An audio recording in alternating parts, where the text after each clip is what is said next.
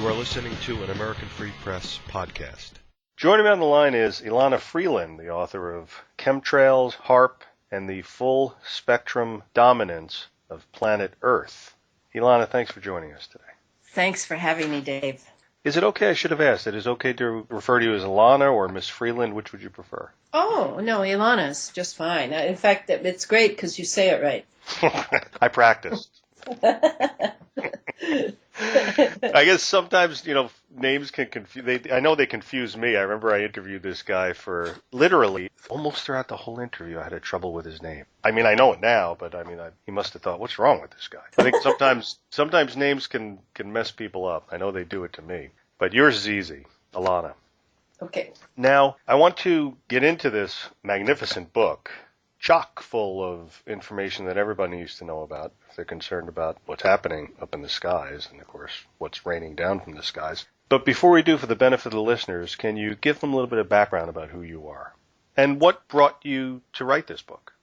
Well, I've been a researcher for many years, and I know that's a sort of ambivalent term. I actually have a master's in historiography, so I am rather a legitimate researcher. But I turned my laser beam eye onto the deep politics, as Peter Dale Scott calls it, of the American nightmare that we have fallen into since my generational time, the 60s, and since John F. Kennedy was shot down in Dallas. So I had already put, 15, 20 years into researching America for a series of books that I wrote before I wrote Chemtrails and HAARP. I had a file on chemtrails, I had a file on HAARP, I had a file on genetics, I have a file on just about any major movement of our time. And I knew Adam Parfrey of Feral House,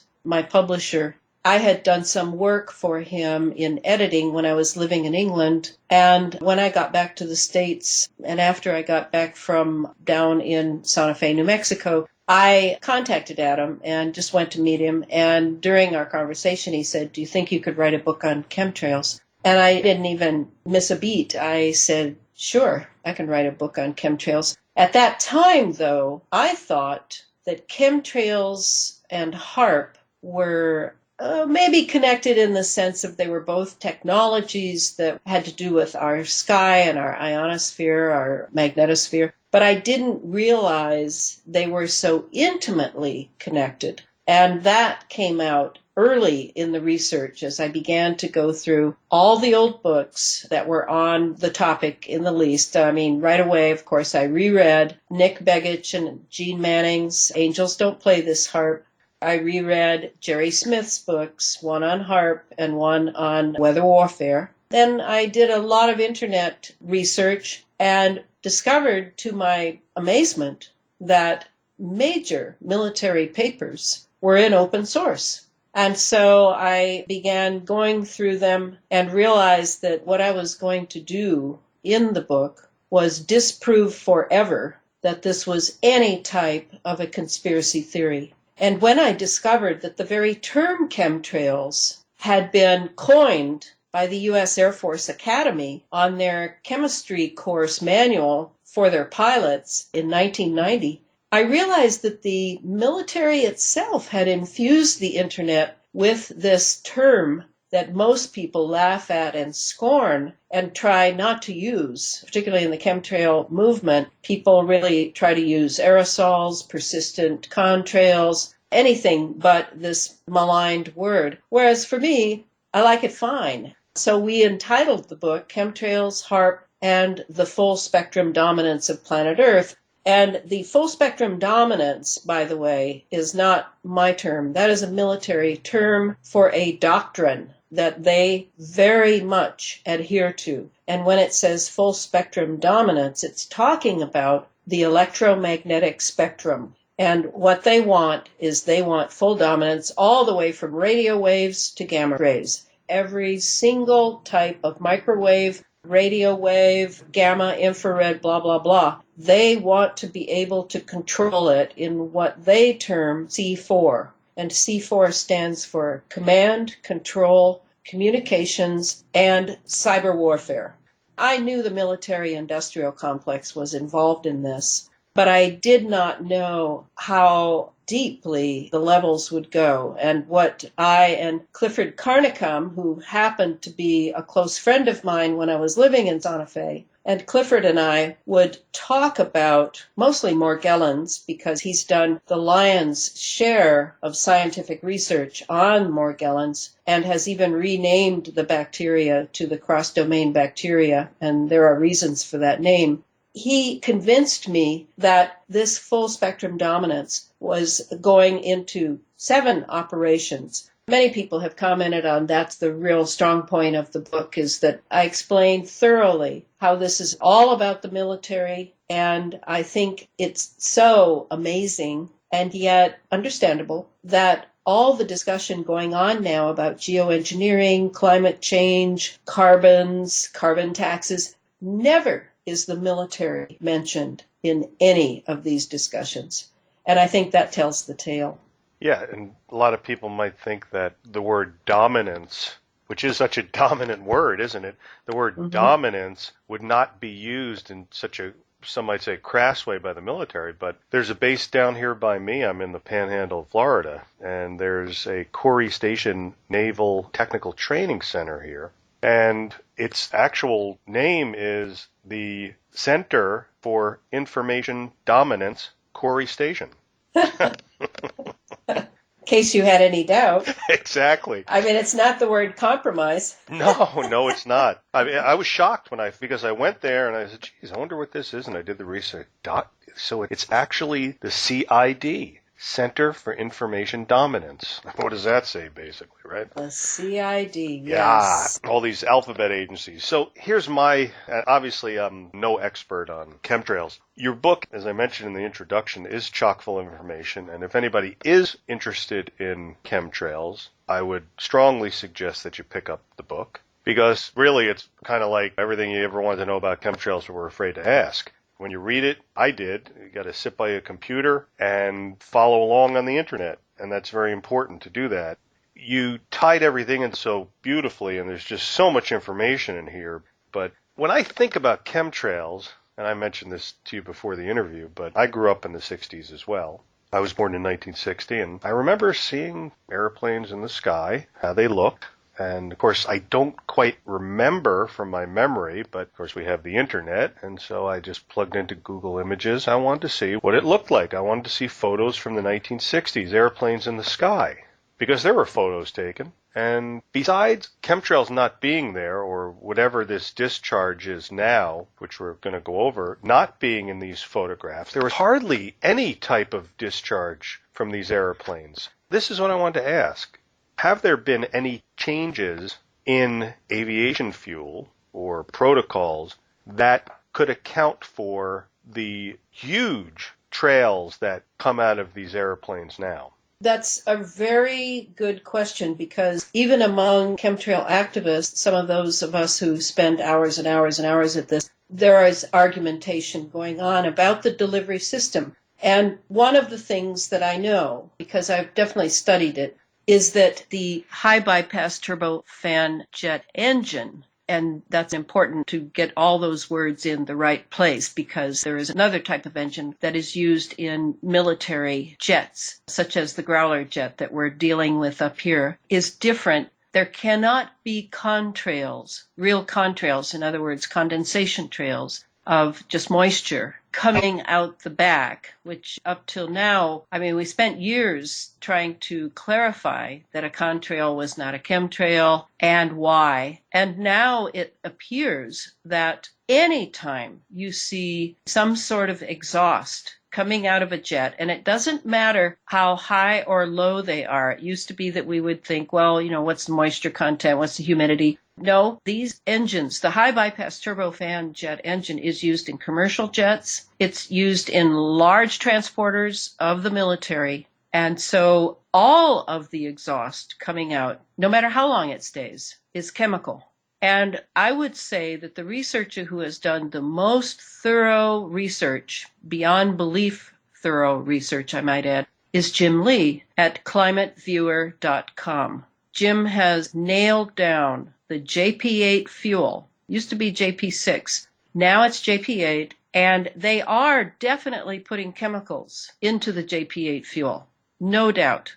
The question to other researchers is that the only thing that we're seeing coming out? I mean, sometimes you'll see two ducts on each wing spewing something, but the case could be made, because we're not up there to take the sample, that they're unloading fuel, and that is typical. I'm really sad to say, I was shocked when I found this out, but to land, they often will dump whatever gallons of fuel they have left so that they lighten the load. So is that what it is? Is that what we're seeing on the wings coming out? Or are those separate tanks that are filled with a chemical mix in various areas? I'm a real proponent of the Eastern way of looking at things, which generally tends to be both and, rather than the Western way of looking at things of either or. So I'm thinking that yes, chemicals are being added to the JP8, and every time we see some sort of exhaust coming out,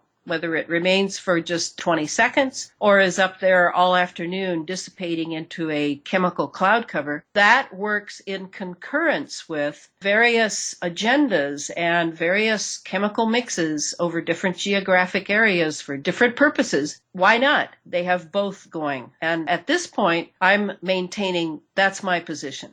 In the back of the book, in the conclusion, you say here, chemtrails are creating the chemical corridors for HAARP's electromagnetic waves to follow. Laid daily over all 28 NATO nations, chemtrails linger for hours, spreading out into cirrus contralis cloud cover in the name of weather engineering and amelioration of global warming or climate change. For the benefit of the listeners, chemtrails, as you explained in the book, is from that Air Force manual from 1990. That's chemical trails. Can you tell listeners what exactly is HAARP?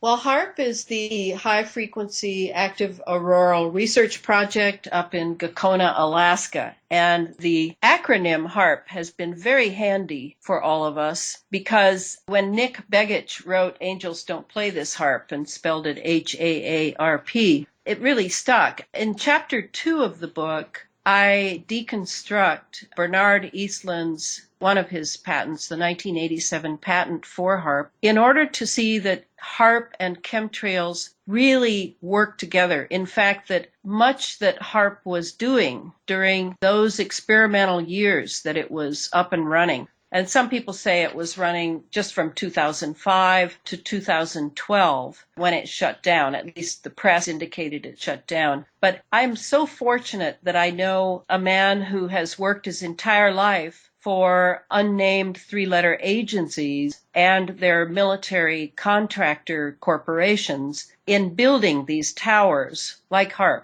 He worked on HAARP. He worked on 250 others around the world. And because he has helped me to understand how HAARP was actually, it's really true, it was a research project. Initially, I think when I wrote the book, I thought it was completely a cover story, because there is a clause regarding using humans for experimentation that is a loophole clause indicating that if it's a research project, then have at it. You can use subjects for the research and not have any consent necessary. But I now feel that, yes, it was a research project. It discovered amazing things, but the power that it had was more than they needed from one area for weather manipulation. And what Billy Hayes has told me is that they have retooled HAARP. They've been spending the last 2 years doing that, retooled it, digitalized it, put in new frequencies, and are now using it full on as a real weapon, a directed energy weapon, because it is a tremendous phased array. And if you want to see what a directed energy weapon might do, you might consider reading Dr. Judy Wood's book on 911, in which she posits, not that HAARP was involved, she does not say that, but she does posit that all the symptoms of that event, of the death of more than 3,000 people, indicated that a directed energy weapon was used. And I have read her book. I have studied the many photographs she has, excellent quality, and I believe she is right. So I'm imagining, and I cannot substantiate this, but I'm imagining that HAARP has now been retooled into a full-on directed energy weapon of great power. But does that mean that we don't have to worry about these ionospheric heaters around the world? No, there are many of them now, and they are all around the globe, and they are working in concert with NEXRADs, SVXs, which are these big golf ball things that are on oil rigs offshore all around the world, WEN towers, the ground wave emergency network towers, the cell phone towers, because we can't do without our cell phone connectivity. All of these things are now constituting a web of influence around the world, so that when HAARP it wasn't the only ionospheric heater. And I will explain, I know what you want. You want to know how it works, and I will tell you that. But HAARP was working with IceCat in Norway. It was working with Arecibo down in Puerto Rico. It was working with a variety of ionospheric heaters, radar installations on military bases. We have over 1,500 bases around the world. So all this time, ever since the Star Wars Defense System, the SDI, the Strategic Defense Initiative of Ronald Reagan, George H.W. Bush, and Dick Cheney, ever since the 80s, they have been building toward what is now being called the space fence. And initially, they had a space fence in the space, and the ISS, the International Space Station, is part of that. But now they have constructed and made a way for an entire terrestrial system as well to work in tandem with the space system. This is what the next book is about, and I am writing that now. So the way HAARP worked, the way ionospheric heaters around the world work, is that they zap the ionosphere with tremendous microwave or radio frequency power. And this stimulates the electrons to jump off of all the atoms up there. And that all becomes very active and ionized. And then that comes down into the earth around magnetic lines of force, which we can't see, but I'll bet you a bee can see it. I'll bet you a bee can see all the magnetic lines of force, millions and millions of them coming down from our magnetosphere and our ionosphere and holding our earth in this wonderful protective magnetic bubble to protect us from solar flares, CMEs, from all the things that the sun, though we love our sun and we need that life force, it also, particularly the solar winds, can be very harmful to us and our electronics. So the military's been working nonstop to be able to control not just planetary weather, but solar weather. And HAARP was part of that experimentation, but all of that power that is generated up in the ionosphere and then sort of loops down onto our magnetic lines of force, this means that our atmosphere now is highly ionized. And the maintenance of that ionization, so that they're not using ionospheric heaters all the time, the maintenance to keep our lower troposphere atmosphere completely ionized 24/7 is essential to the military operations that they want to be able to perform 24/7. And that is basically what I call C4, the command, control, communications, and cyber warfare, to have that element of threat at any moment. So to do that, they have to drop endless, everyday, conductive heavy metals into the atmosphere, not just when they're building storms. And when they're building storms, they really lay it down. But on a daily level in various geographic areas, then it's caught by the winds, it's caught by the jet stream. And this conductivity is really their primary objective. Of course, they love to be able to control the weather. I mean, it's been a general's wet dream for thousands of years to be able to control the weather for warfare. But the warfare now is so different from traditional conventional warfare. We are in another era, and we have entered this era very quietly, so that certainly the American citizen who, is yakking away on their cell phone and can't do without it has no idea what all these cell towers were really set up for. And that's what I want to reveal in the next book. I see the Chemtrails HAARP book as being the documentation of something real that is going on, but it calls upon us to be able to perceive what is going on. We have to change how we're thinking of the world. We are not in the 50s anymore. As I say in the book, we have entered a space age, but not the one that John F. Kennedy had in mind. And we are in it. And we may be just collateral damage. Some people think that, we're being targeted. We certainly are being targeted to be experimental vials and petri dishes and test tubes for a variety of things being piggybacked on the polymers that are coming down with the heavy metals in the chemtrails. But I don't think we're being targeted for mass extermination. I think we're just being used as guinea pigs. But what really they want is they want an ionized atmosphere for their 7 operations. When you say they, talking about the elite, like, for example, the New World Order type characters. Yes, and I can be a little more exact than that. I mean, it's what Eisenhower warned us of on his way out, the military-industrial complex. I would change it to the military-industrial intelligence complex. But it's also the defense contractors, the top 10, have basically been running so much. Certainly the office of the presidency, certainly the Senate, maybe not the House of Representatives because that's a very short term. And where do the bankers fit in? Where does the Council on Foreign Relations fit in, the Bilderbergers, the corporate families, dynastic families since World War II and even before World War I. I mean, all of the globalists is what I call them now, the ones who have found a way to make enough peace among themselves to really foresee global dominance, true empire. And I think that their number one tool to get all the nations to obey and pay tribute, which is really what the climate taxes will be. This will be paying tribute to the globalists because carbons are not the problem. I think all of this is about to be culminated at the Paris conference. It's called the Paris 2015 or COP21 for a universal climate agreement. And that will take place in Paris in December of this year. Everything is heading toward that because the technology I'm trying to follow and put on paper for laymen is the means to maintaining true, not just full spectrum dominance, but full spectrum dominance globally. Mm-hmm. Yeah, you say here on page 12 that a real conspiracy is underway, composed of Air Force personnel, weather forecasters, civil air traffic controllers, pilots, media, environmental agencies and associations, senators, representatives, physicians, and scientists in denial of service and breach of duty to inform and protect the public. You know, I think about this stuff and I wonder, first of all, I understand the control part of it. It can make sense. I mean, this has been a dream for that tiny little minority of people who are dominating and who have dominated all these millennia over humankind.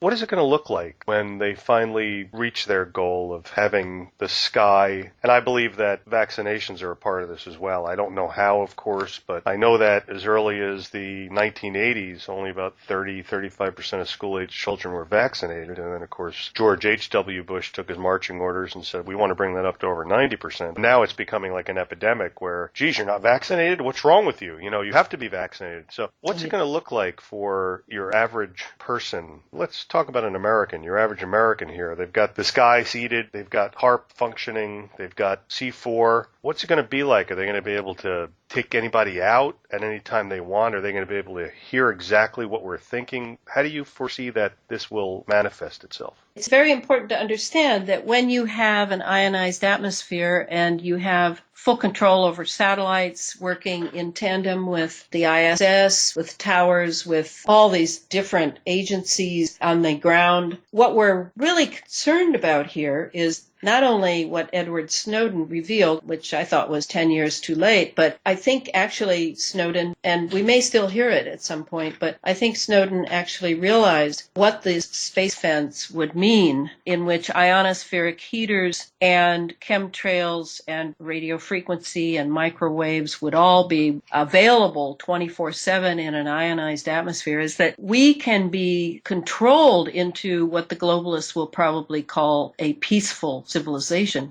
We can be controlled through our endocrine system, not just our brain, with frequency and pulse. Our 7.83 Schumann resonance of all life on Earth, we all resonate to the same pulse at 7.83 hertz. I would foresee that that pulse is going to be changed and that our life form, and not just control over us or taking us out if we're a problem, but actually a transhumanist, quote, enhancement, unquote, of the human being, is very much on their minds. They would like to enhance some of our abilities, brain ability, perhaps musculature. They're already working with the super soldier. So when you look at this one thing, and I know many people, certainly on my Facebook site dedicated to the book, I see that people are thinking, oh, the vaccination thing, and then there's the GMO thing, and there's this and that, and oh my God, I'm overwhelmed. Well, actually, they're all sort of working together if you understand the chemical basis of it. This is chemical warfare and biological warfare. That's what this is. It's not just the Ebola coming down or anthrax traveling through the mail. We're talking about working into the human DNA and possibly animal forms as well with a chemical signature pulsated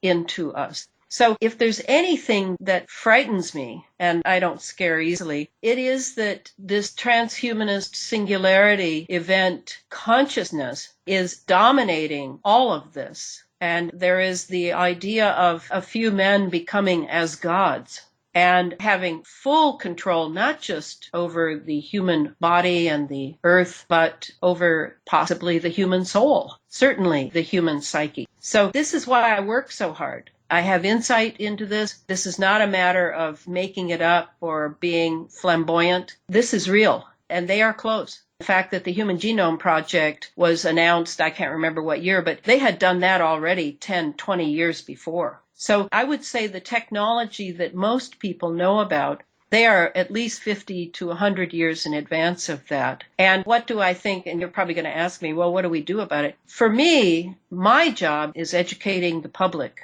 And that is what I worked so hard at. I want people to understand because consciousness also is a frequency. We have to remember this.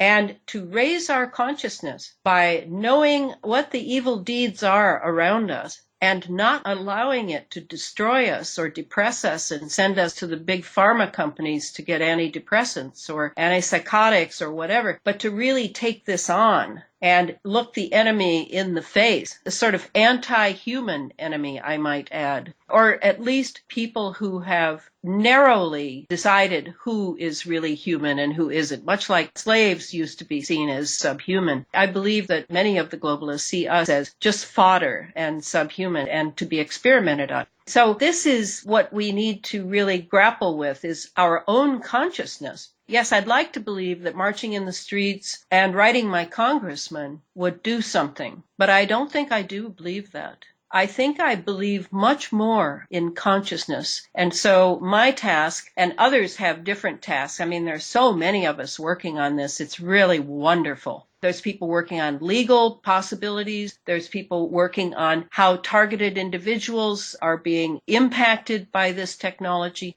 We are looking at as many aspects as we can, and I think that's why the press is coming down on people who say that there are chemtrails, coming down so heavily. I think they need to push this forward to get that Paris conference to rubber stamp all of this that we're seeing, and then they can really do some things. This is a 15-year sort of preamble to a geoengineered world. And once they have that stamp of approval in Paris, I don't know what will stop it, other than a catastrophe from hubris. I can imagine that. But me, I'm going to keep on working for consciousness, even after the Paris conference. It doesn't matter to me. It's time for people to awaken to the age we really live in. And it happened so fast. You know, in my lifetime, everything has changed. So that's how I see it. I'm going to go more deeply into that in the Space Fence book. Yeah, sadly, I would have to agree with what you're saying. Now, this conference, this is the United Nations Climate Change Conference, as you said, COP21 or CMP11, going to be in Paris, France, from November 30th. This year, not too far away, till December 11th. So it's going to be almost 2 weeks there at the end of the year. And this is going to be the 21st yearly session of the Conference of the Parties. That's what the COP stands for, 21, to the 1992 United Nations Framework Convention on Climate Change. They're pouring a lot into this climate change nonsense, aren't they? One of the things that bothered me were I knew nothing about this on page 35, the bottom of the page. You say that throughout the 1950s and 1960s, more than 300 megatons, I guess that would be 1 million tons, right, of nuclear bombs were exploded in the atmosphere charged and radioactive particles, 40,000 electromagnetic pulses. I mean, they know that the different parts of the atmosphere are very fragile and you would think that they would know that, right? Why would they be blowing up nuclear weapons in the atmosphere? This is all part of the plan?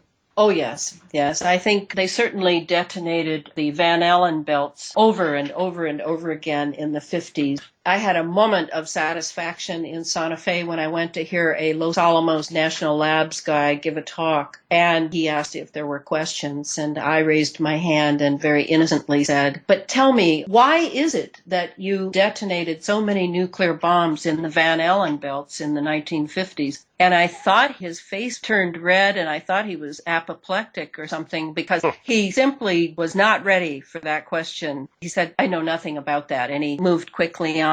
I think that radiation is very interesting to them in order to see its effects on life forms and its effect on the atmosphere. They've sent some into the sun, as far as I know. It's like the latest toy. And as far as the fallout from it, to them, I think that's just experimental information. I don't think these people are like you and me at all. They are willing to sacrifice their families. They are willing to sacrifice themselves for the sake of their vision. Not the ones at the bottom who are interested in power and money, but the ones at the top. They are very committed to their vision. And they prepare their sons and their daughters to carry the torch beyond their own lifetimes. These are people who are committed. And what I would like to see on our level among the people, that we would have a similar commitment to oppose these visions. This is what we need. We don't need more fear. We don't need knee-jerk assumptions and drawing conclusions based on nothing. We need to think. We need to really take hold of this and explore it. And that was what I tried to do in the book. I mean, it was an overkill with 600 footnotes, I realized, but I really wanted to give people plenty so that they could research on their own. Right. And part of it was selfish to not bother me with teeny-weeny questions, but to really do some work. And that's hard for people because over 50 years now, we have been weakened by television and the cognitive dissonance that it has created in our psyche. And we must push against that sleepiness, that fear, whatever, the inability to listen to something which is not pleasant and to then sink into a depression. We've got to get a little stronger here. And that's what I hope. And that's why I do these radio interviews, is to appeal to people. Please, please help us. This is big. And it's coming quietly on cat paws. And that is generally how it happens. This is the second Manhattan Project, as Peter Kirby recently said on a radio interview on Coast to Coast. Yes, this is the second Manhattan Project, and it will be written of in the future, 50 years in the future. But right now, we need to learn now because of our children, our grandchildren, the people around us. We need to know where we're living and what is really going on. You know, it reminds me of one of my favorite books that was written, 105 years ago. A little more than 105 years ago. One of my favorite authors, E.M. Forster, he wrote that novella, The Machine Stops. I don't know if you've ever read that. No, I didn't read it. Wonderful. I'm not saying this, I'm reading this. The story is set in a post-apocalyptic world where people are living underground because the surface is uninhabitable and they rely on a giant machine to provide their needs. So Forster foresaw what was going to happen. I remember one of the parts of that book, and I read that in college decades ago, but he had mentioned that the one thing that humankind could not do at that point was to control the weather. They had tried, but they weren't able to do it. So the earth became a disaster. Everybody went underground. For the little bit I know about this, relative to what you have put together here, which is magnificent, I think that this is something that is happening. And the way that they're doing it now, the speed that they're doing it with, not just the speed, but the way that they're doing it, the almost hyperactivity of the vaccines, of just about everything. Everything's moving so fast that it has to be done. And if you don't agree with it, then you're an enemy. And sadly, again, going back to what I was saying, watching the planes as we were innocent kids up in the sky, and there was nothing like this, like it looks now. You look up in the sky some days and you've got these trails crisscrossing and it's covering the whole sky. People do need to wake up. I've said this over and over again in my interviews. I haven't watched TV going on 25 years, and I think it's something that people just have to give up. They just have to say, I don't really need that. It doesn't really serve much of a purpose. You can go on the internet and watch videos and see whatever you need to see. Or better yet, you can read. And again, for the person who's interested in chemtrails, as I said, I knew nothing about it. I feel like I did get a great lesson from your book, Chemtrails,